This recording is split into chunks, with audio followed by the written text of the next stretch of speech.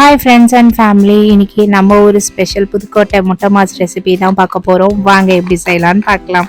நான் இதுக்கு 8லேருந்து 9 முட்டை தான் எடுத்திருக்கேன். அதில் தண்ணி ஊற்றி உப்பு போட்டு நல்லா வேக வச்சு முட்டையை தோல் உரிச்சு எடுத்துக்கிறேன். தோல் உரிச்ச முட்டையை இந்த மாதிரி 4 நாளாக கட் பண்ணிக்கலாம், இல்லைனா ரவுண்டாகவும் கட் பண்ணிக்கலாம், உங்கள் இஷ்டம்தான்.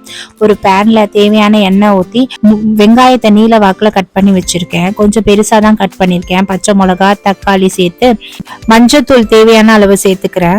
1 ஸ்பூன் இஞ்சி பூண்டு பேஸ்ட், காஷ்மீரி சில்லி பவுடர் காரத்துக்கு ஏற்ற மாதிரி கூட குறைச்சி சேர்த்துக்கோங்க. உப்பு தேவையான அளவு, கருவேப்பிலை ஒரு கொத்து சேர்த்து நல்லா வதக்கி விட்டுக்கிறேன்.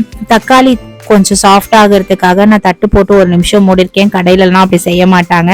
தக்காளி பாதி அளவு தான் வெந்திருக்கும் கடையிலலாம். கடைசியா நம்ம கட் பண்ணி வச்சிருக்க முட்டையை சேர்த்து ஒரு வதக்கி வீட்டில் இருக்க நாட்டுக்கோழி குழம்பு தான் எங்கள் வீட்டில் இருந்தது, அதையே இதோட சேர்த்துக்கிறேன். நீங்கள் என்ன குழம்பு வேணால் சேர்த்துக்கலாம், குருமா குழம்பு, சிக்கன் குழம்பு, எது வேணால் சேர்த்துக்கலாம்.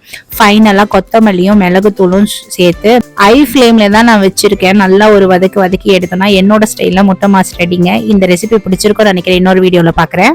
பாய்.